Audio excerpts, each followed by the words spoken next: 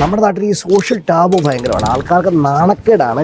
എൻ്റെ അപ്പനെയും അമ്മയും ഞാൻ അങ്ങനെ ആശുപത്രി കൊണ്ടുപോയില്ല. അപ്പോൾ പറയാൻ അമ്മയും അപ്പനും ആശുപത്രി കൊണ്ടുപോകണ്ട, അതാണ് എൻ്റെ ആഗ്രഹം. എനിക്ക് എന്നെ കൊണ്ടുപോകണ്ട, എനിക്കൊരു ഹാർട്ട് അറ്റാക്ക് ഉണ്ടായി ഞാൻ ഇവിടെ കിടന്ന് മരിച്ചോളാം എന്ന് പറഞ്ഞ് വെച്ചിട്ടുണ്ടായിരിക്കും. പക്ഷെ അത് നാട്ടുകാരറിഞ്ഞ് തന്നെ ചെയ്യും. അച്ഛനും അമ്മയും പറഞ്ഞുകൊണ്ട് ഞാൻ ആശുപത്രി കൊണ്ടുപോയില്ല. പിന്നെ ബന്ധുക്കാരായി, നാട്ടുകാരായി, ചെണ്ടേടിയായി, തമ്പേറായി, ആൾക്കാരുടെ കൂടി അങ്ങ് കയറി മേളി. പിന്നെ ഈ പറഞ്ഞ പോലെ എൻ്റെ അപ്പനെയും അമ്മയും നോക്കാൻ ഞാൻ മതി. ഞാനും എൻ്റെ മെമ്പർ നോക്കി. ഞാനും സുഭദ്രയും ചിറ്റപ്പനും അടങ്ങുന്ന ട്രസ്റ്റിനകത്താണല്ലോ എൻ്റെ വീട്ടുകാരെ എല്ലാ കാര്യങ്ങളും തീരുമാനിക്കുന്നത്. ഇങ്ങനെ കുറേ കൊളാഞ്ചൻ ടീമുകളുണ്ട്. ഇവനൊക്കെ ചെയ്യുന്നത് ബേസിക്കലി ഈ നമ്മുടെ പട്ടിയെ വളർത്തുന്നു. ഒരു പട്ടിയെ വളർത്തുന്ന പ്രായമാകുന്നു. പട്ടിയാകുമ്പോൾ നാട്ടിലോട്ട് ഇറക്കി വിടാം.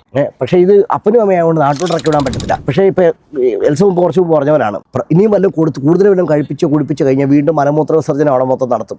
ഇത് മുഴുവൻ ക്ലീൻ ചെയ്യണം, കഴുകണം, ആ പാ മാറ്റണം, പിന്നെ ബെഡ് മാറ്റണം, എല്ലാം മാറ്റണം. അതുകൊണ്ട് നല്ലൊരു ബെഡ് കൊടുക്കില്ല, അതുകൊണ്ട് നല്ലൊരു ഡ്രസ്സ് ധരിപ്പിക്കില്ല. ഒരു പാഡ് വെച്ച് കഴിഞ്ഞാൽ ആ പാഡിന് ഇത്രയും പൈസയാണ്, എത്ര പാഡ് വാങ്ങിക്കും എന്ന് പറഞ്ഞിട്ട് പാഡ് വാങ്ങിച്ചു കൊടുക്കില്ല.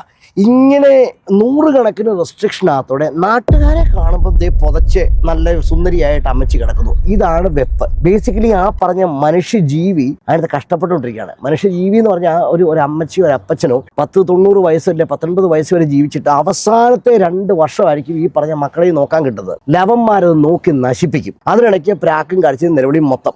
ഇതൊന്നും മരിച്ചു കിട്ടിയാൽ മതിയായിരുന്നു, എന്നിട്ട് വേണം ഞങ്ങൾക്ക് സമാധാനമായിട്ട് ജീവിക്കാൻ.